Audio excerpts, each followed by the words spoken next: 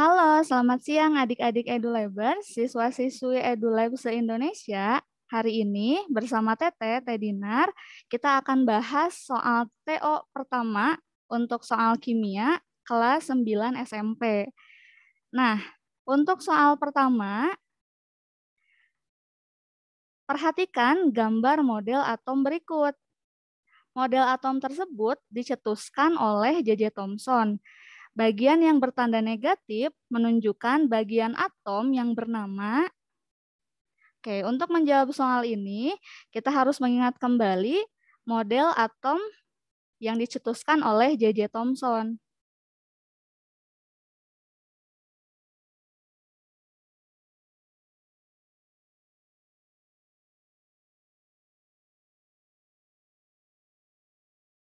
Nah, menurut J.J. Thomson, atom itu berbentuk seperti roti kismis.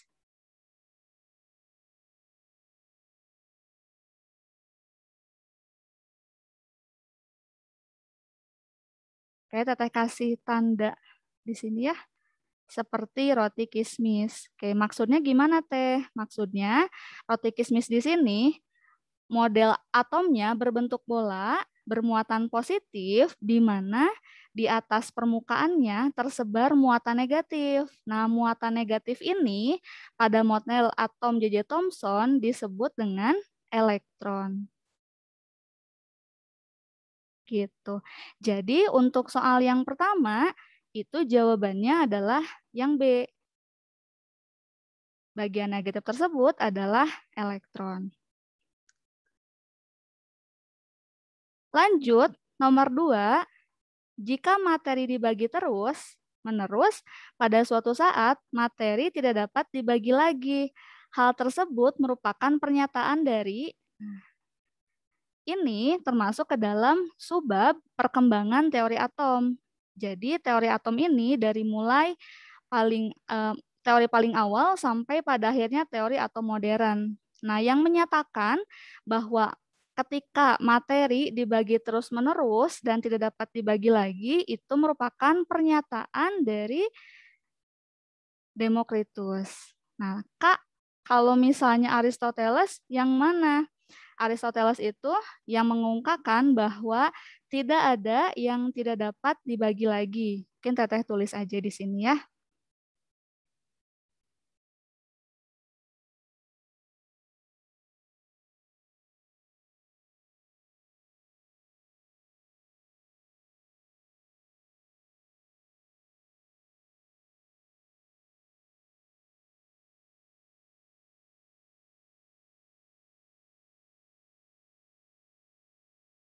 Nah, kemudian kalau Thomson itu yang tadi terkait atom seperti roti kismis.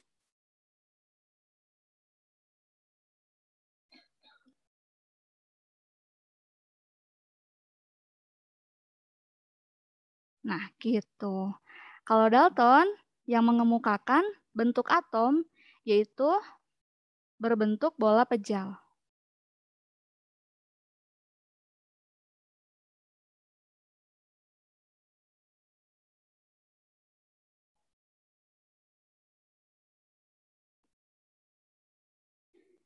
Jadi tepat ya jawaban untuk nomor 2 adalah C. Ini adalah pernyataan dari Demokritus. Lanjut soal yang ketiga. Berikut adalah partikel-partikel penyusun atom dari nomor 1 sampai ke 3. Ada neutron, ada proton, ada elektron dengan letak dan juga muatannya. Yang ditanyakan adalah pernyataan yang benar pada nomor. Oke, untuk menjawab soal ini, kita harus ingat kembali terkait partikel penyusun atom. Jadi atom ini ternyata di dalamnya nggak cuma ruangan kosong, tapi di dalamnya terdapat bagian-bagian lain. Jadi kalau Teteh gambarkan, di bagian tengah atom ada bagian positif. Nah, kalau kalian masih ingat, bagian positif ini adalah Di dalamnya terdapat proton dan juga neutron. Nah, ini adalah inti atom, di mana di dalamnya terdapat proton dan juga neutron. Teh, dari mana muatan positifnya? Nah, muatan positifnya adalah dari proton. Kalau neutron ada muatannya enggak, Teh? Nah, enggak ya. Kalau neutron mah dia netral. Ini bermuatan positif untuk proton, neutron tidak bermuatan.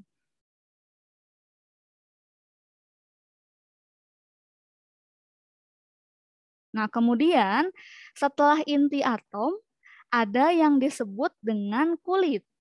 Kulit berada di bagian luar dari inti. Jadi ada inti, ada yang disebut dengan kulit atom. Kulit atom ini jumlahnya tergantung dengan banyaknya elektron. Jadi setiap atom itu nggak sama jumlah kulitnya. Oke, kalau tadi di bagian inti itu ada proton dan neutron, kalau di bagian kulit ada yang namanya elektron. Nah, elektron ini posisinya berada di dalam kulit. Kayak Teteh tulis di sini.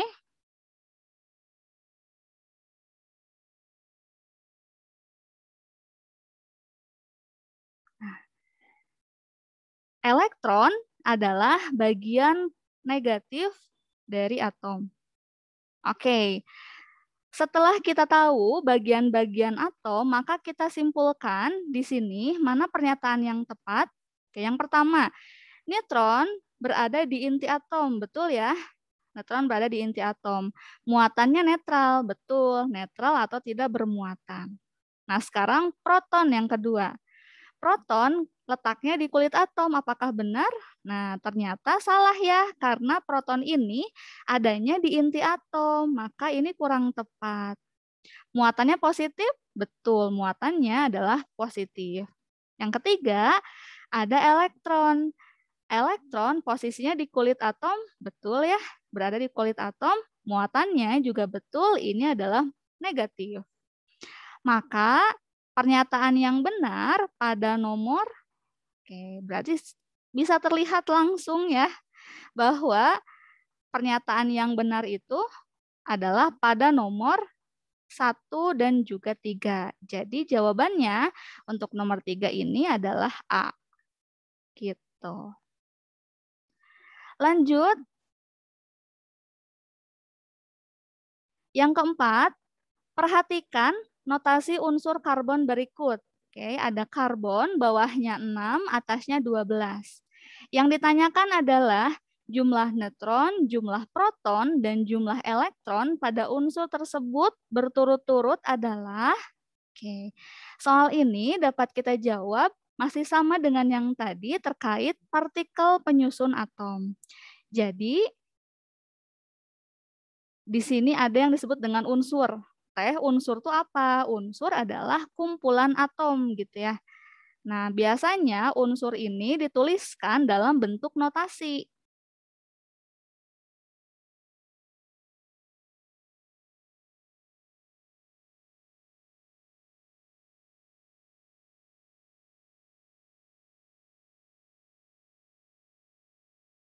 Unsur X, dia punya Z dan punya A. Oke. Teh, Z itu apa? A itu apa? Teteh tuliskan.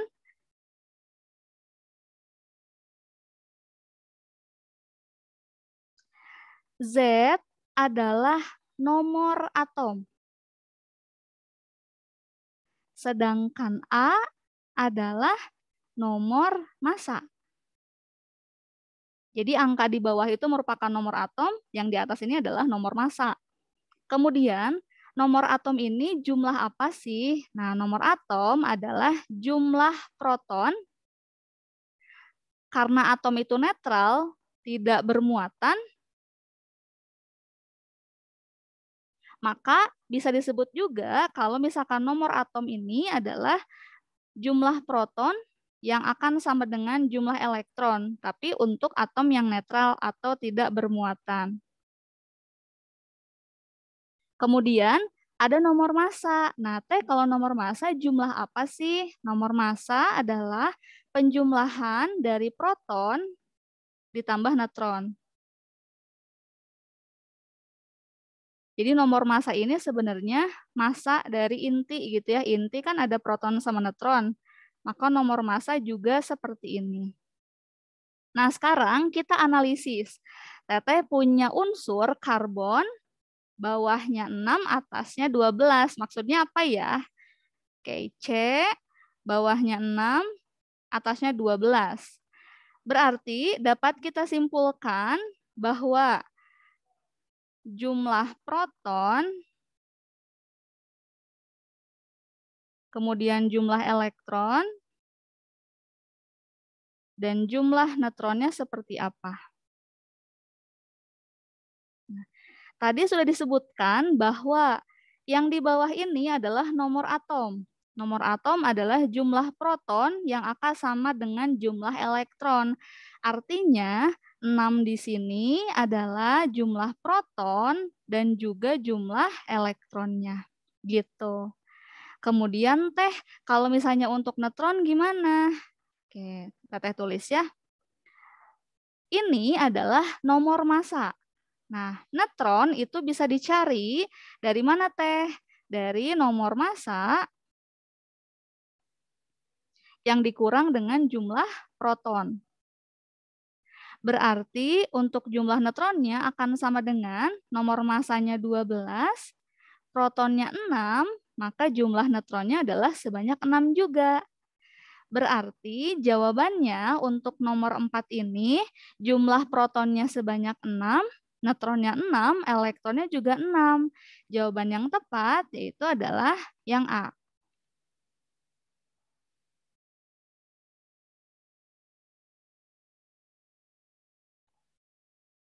6 neutron, 6 proton, dan 6 elektron. Gitu. Ini untuk soal keempat.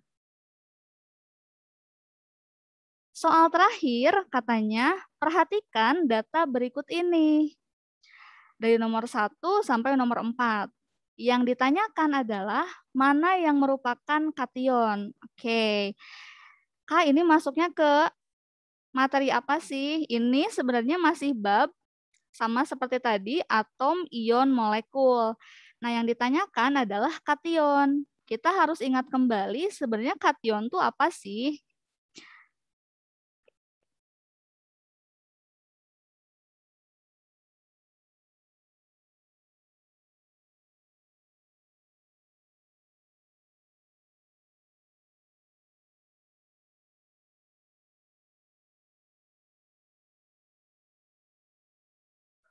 Kation adalah ion yang bermuatan positif. Oke, kation adalah ion yang bermuatan positif. Teh, ion itu apa sih? Ion itu adalah unsur yang bermuatan atau atom yang bermuatan. Nah, di sini jelas tertulis bahwa kation bermuatan positif. Jika kita lihat pada data yang disajikan, yang merupakan kation atau bermuatan positif adalah nomor 2 dan juga 4. Sedangkan 1 dan 3 adalah ion yang bermuatan negatif. Nah, itu adalah anion. Maka untuk soal nomor 5 ini, jawabannya adalah 2 dan 4, yaitu option D.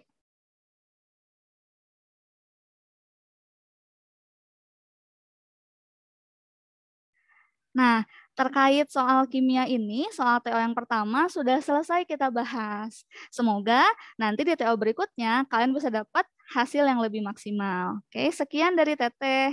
Assalamualaikum warahmatullahi wabarakatuh.